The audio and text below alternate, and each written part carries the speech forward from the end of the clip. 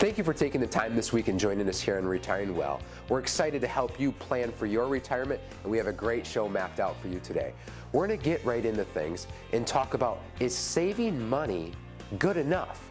You know, that's a great trait to have, is to be able to save money, but for planning for retirement, is that enough? Then we're going to dive into debt. Debt in retirement, what does that look like and how to plan for that? Then we're going to dive into 10 important ages for your retirement. Items to consider and some points that you won't want to miss. And finally, we're going to wrap up the show with a neat topic on 8 effective retirement traits that retirees have.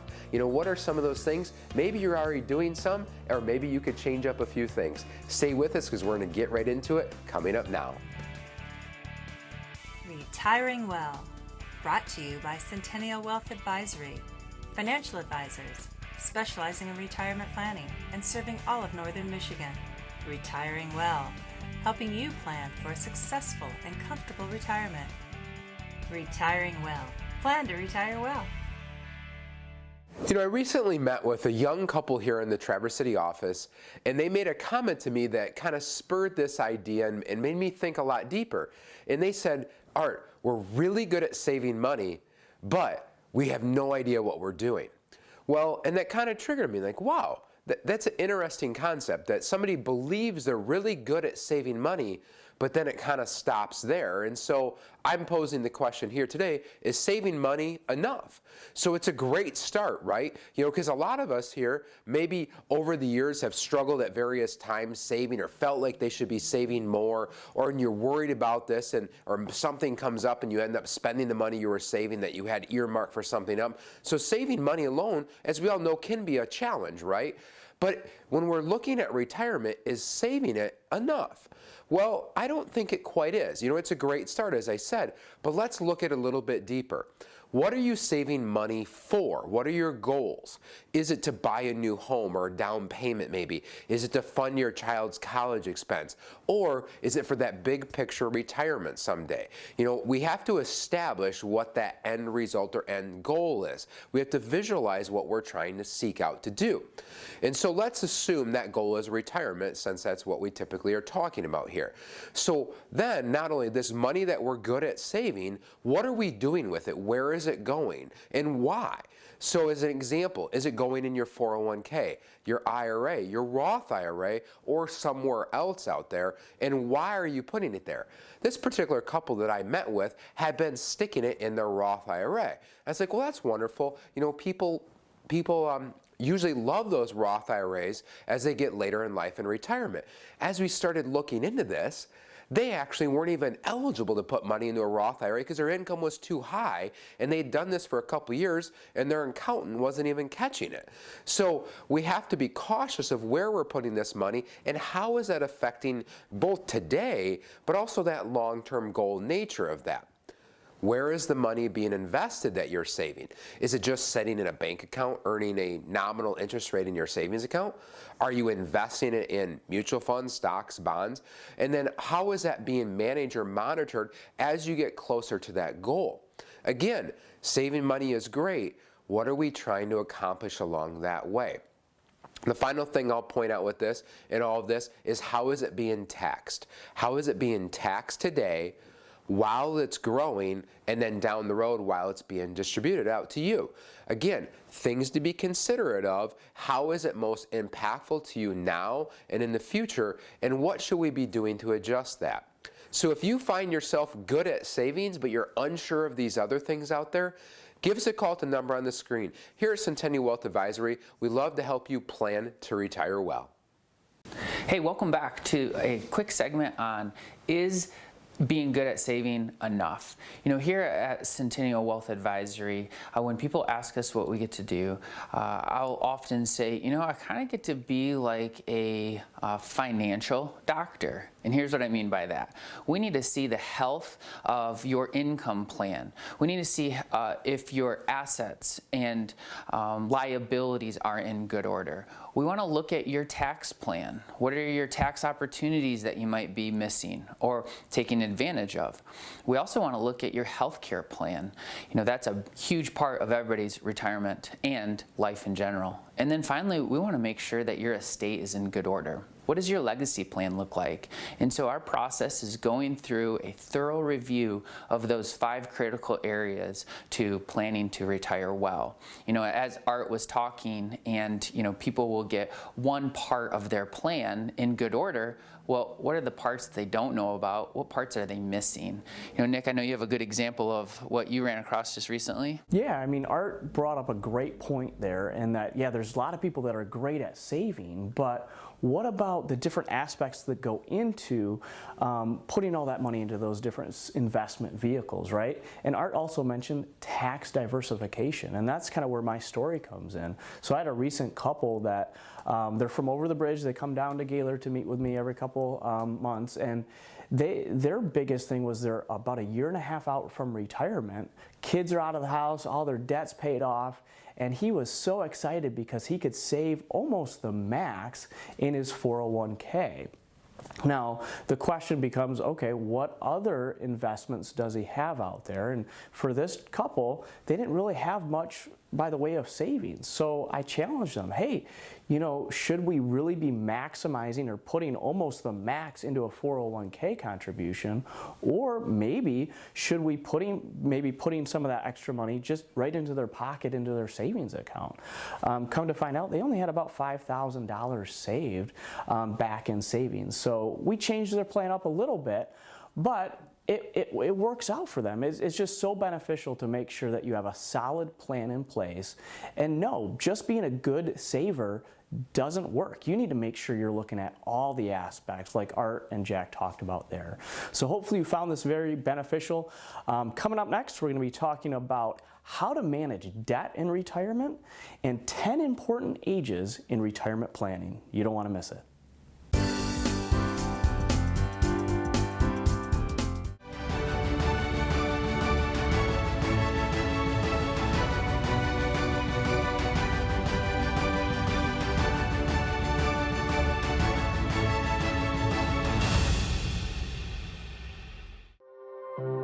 When you have confidence in your retirement future, you can live the life you've always imagined. Because of planning, you now have time to reflect on the wonderful memories of your life.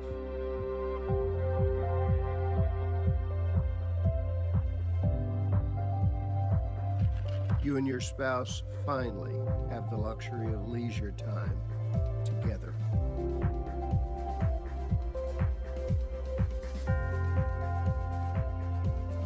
To spend fun times with your grandkids, sharing the joy of their excitement about life.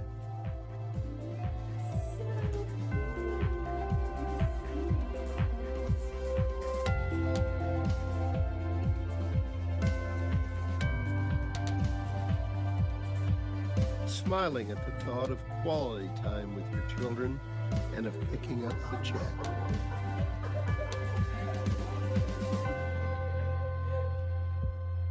At last, you have time to breathe and rekindle the love of your life. Why? Because you imagined what could be. You planned for retirement. So today, you own your future.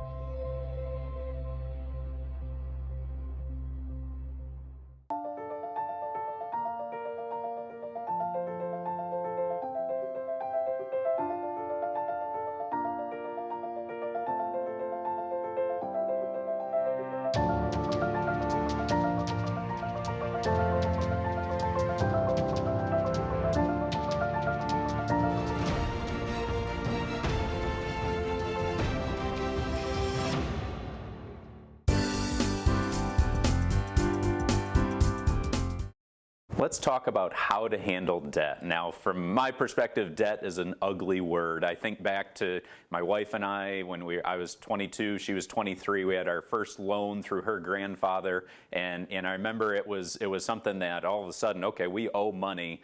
Our number one objective was pay that off as quickly as possible. That meant living on ramen noodles or whatever it meant. Ultimately, I don't like borrowing money, but it's a necessity at times, and so the impact of money and borrowing, it can be a major worry for a lot of people and their mental health. And it's estimated around 50% or so of people stress about money and their finances. So the first debt that I want to talk about are credit cards. And ideally, with credit cards, you want to be paying them off monthly. So you're swiping that card, but it's ultimately knowing you've got enough in the bank or enough coming through for that paycheck, and you're paying it off right away. You can look at, with debt, they call it like a debt avalanche, which would mean paying off your highest interest first, or it could be like a debt snowball where you're paying off the smallest amount first. So maybe one of those approaches might work for you.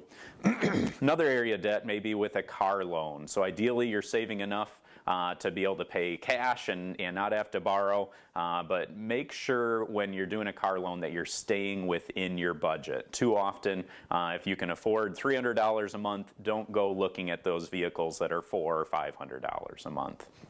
Another major one is with your mortgage. Owning a home is a rewarding feeling and potentially may be your largest asset. So when you're going out looking at borrowing, shop around with interest rates, and maybe it's something that you can have a couple of different companies compete against each other to get a better offer. And hopefully you're able to lock in with a refinance maybe during the lower 3% or so years. Now we're seeing in the 6% or that range at this time. So be paying attention to where interest rates moving forward.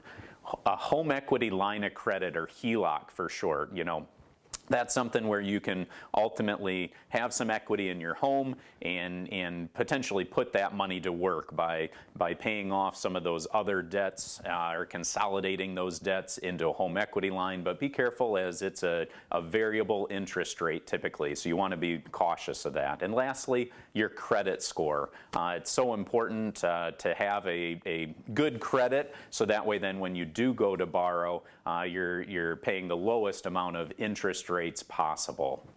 So all of these areas could be discussed with your financial advisor or with a local bank, and we encourage you to pay close attention to your debt and how to pay it off as quickly as possible.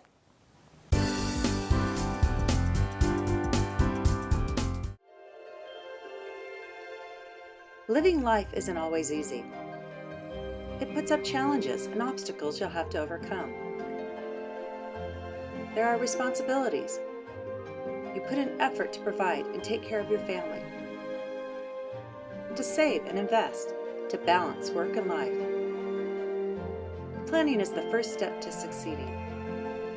Plan to retire well. You made it. Years of hard work, investing, planning, and now you're here. The long-awaited reward you spent a lifetime looking forward to. But what now? After years of growing a nest egg, now you may want to manage it. Use it to fund your dreams. Make it last as long as you need it. And leave some for those you love. So what do? Wall Street continues to be uncertain, and some conservative options have dropped through the floor. How do you maintain opportunities for growth and reduce risk of loss from market changes? That's where we come in. We are financial professionals. From investments and insurance products to tax reduction strategies and guaranteed retirement income you cannot outlive, provided by the claims-paying ability of insurance companies. You've worked a lifetime to get here. Let us help you enjoy it to the fullest. For a complimentary consultation, simply contact us today. At Centennial Wealth Advisory, we take a holistic approach to your retirement planning. So it's not just looking at what your investments are, but what is that long-term income plan for the next 30, 40 years of your retirement? What about taxes and what role they play in your retirement plan? Estate planning, what about life insurance, health insurance planning, all key areas to consider when looking at your retirement. So please visit our website or call the number on the screen. We'd love the opportunity to sit down with you for a no-cost, no-obligation visit. Let's talk about the 10 important ages kind of for retirement planning here. I'm going to do a little rapid fire here to get through all 10 of these here. The first age, 49. highly consider maxing out your retirement savings contributions prior to age 49. That way, you can take full advantage or the best possible advantage of that compounding interest over time.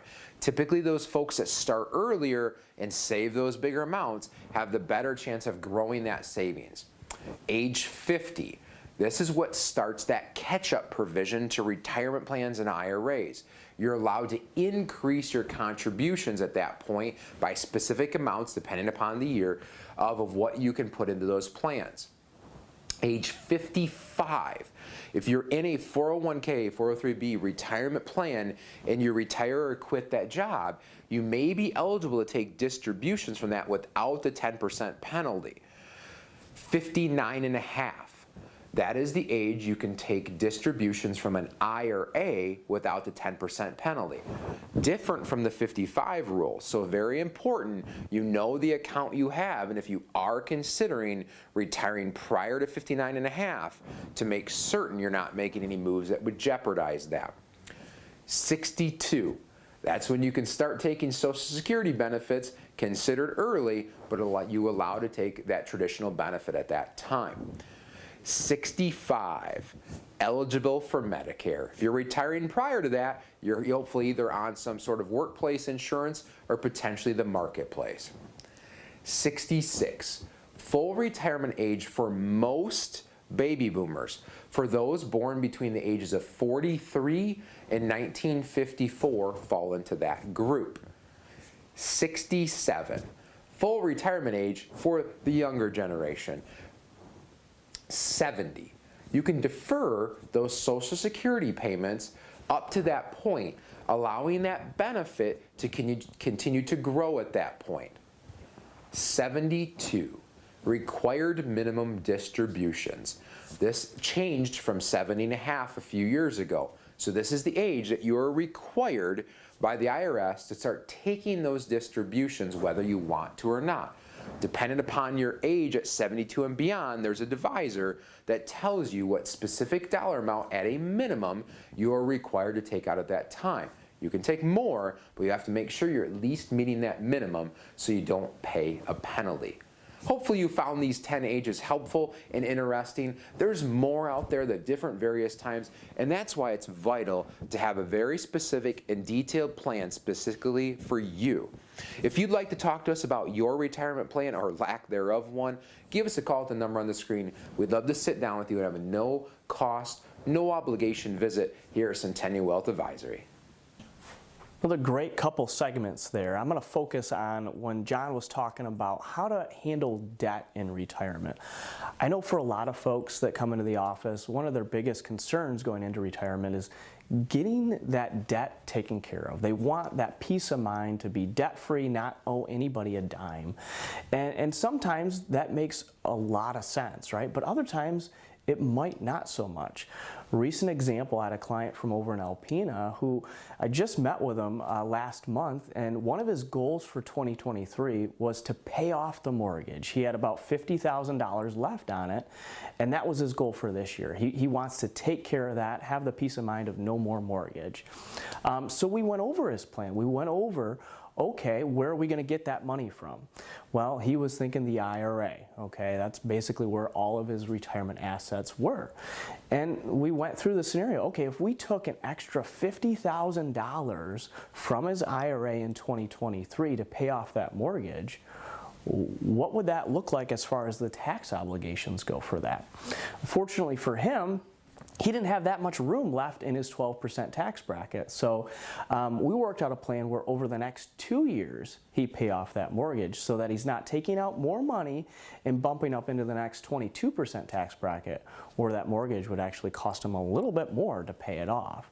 But it just goes to show you got to plan for these different things, plan for that debt in retirement. And I know, Jack, you were talking about different ages too? Yes, you know, I recently just met with a teacher in the school district around the Cadillac area, and we actually were able to cover two things there. The first thing is we just did a good inventory of their debt and liabilities, and they had some credit card debt. And so we said, okay, let's talk about how we're going to deal with that credit card debt through getting that paid off because of the high interest rates.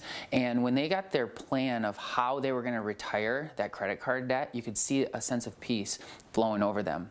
The next thing we talked with the same couple was about the different ages of their retirement accounts. They were plowing into this 403B, and their plan was to retire here at age 55. And I said, well, let's look at that 457B. And so by contributing to that, you can avoid that 10% early withdrawal penalty before age 59 and a half. Those two things were super helpful. They loved that they could understand more, and that's why we love to do what we get to do. Hey, stay tuned. Coming up next are 8 habits of highly effective retirees. You don't want to miss it.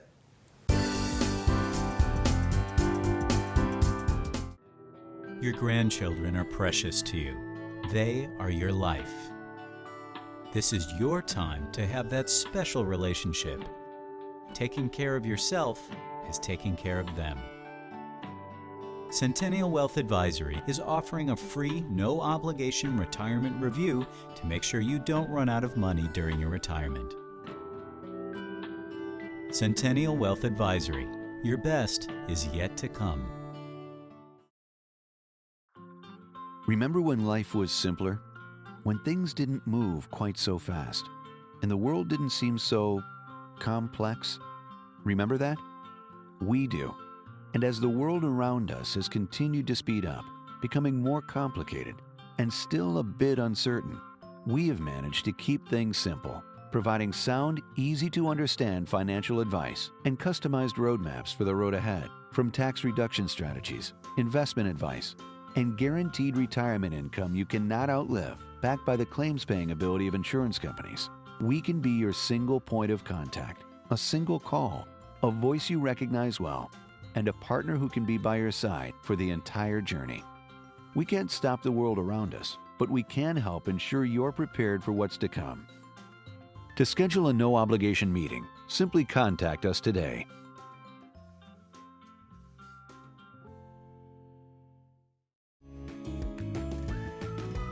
If you like watching Retiring Well, make sure to go to youtube.com/retiringwell and click the subscribe button to never miss any of our TV shows and other informative videos.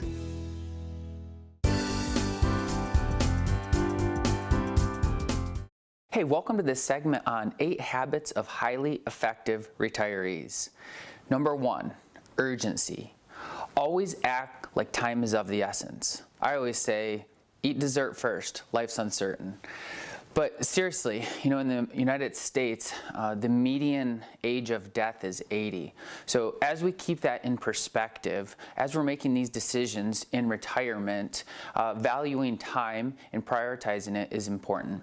The next thing, be willing to take chances. Coach Brooks from the movie The Miracle, he said, great moments are born out of great opportunities. And retiring is a great opportunity, but it's going to involve taking some chances, taking some risk, trying something new. And to get that great moment, it's going to involve some of those chances. So, retire fearlessly. The third thing that you should do, maintain a healthy lifestyle. If you haven't, take an assessment of your health, not only your physical health, but your mental health. See where you're at. If you need help, you're not alone. Go get the help. Having an active and fulfilling retirement is making sure that we can maintain healthy bodies, healthy minds, healthy spirits. Number 4, it's better to retire with a purpose. Some of the best and happiest retirees have found a mission other than themselves. They volunteer, they go to school, they go to church, they find a need and fill a need. Number 5, retire based on your savings, not your age. This is a fun one. You basically take what your income is, contractual lifetime income is, what you want to spend, and see what the difference is. If there's a gap, have you saved enough money to fill that income gap? If you have, who cares your age? It's time to retire. Hey, number 6, make a decision. You know, I once heard a friend of mine say, more is lost with indecision than making a bad decision. And there's been times in life where I have questioned, why would he say such a thing? And then you think about, hey, it's time. You are retired. Time is of the essence. In making those decisions and learning from those decisions, refining that process is how you can have a great habit for being an effective retiree. Number 7, perform those vital tasks. You know, as humans, we're on this earth to help other people. And so making sure that you're making the world a better place and leaving your legacy through volunteering or for helping, taking that idea that you've had and sharing it with the world, finding that person that's down and out and you're able to help them. You know, those vital tasks are so important to keep in mind. And finally, foster those significant connections in life. You know, we're built to be in community. So whether it's joining a small group or joining a different organization, you know, those effective retirees have community. So go find one. Thanks for joining us. I hope this added value to your life. Hey, I hope you found that valuable. You know, 8 habits of highly effective retirees. You know, it's something that you should look at as you are either in retirement or you're going to be preparing for retirement. I recently came across a McBain retiree, and I got to do a full assessment of all different parts of their retirement plan, their retirement habit. And when I looked at that, I thought, man, you have a lot of really good things in your life.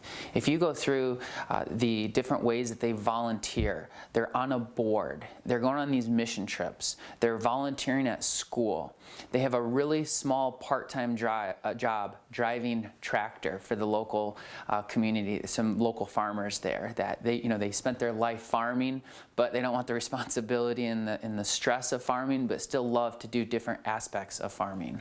I looked at their marriage. You know, they dive into each other with their marriage, and they really want to make that in good health.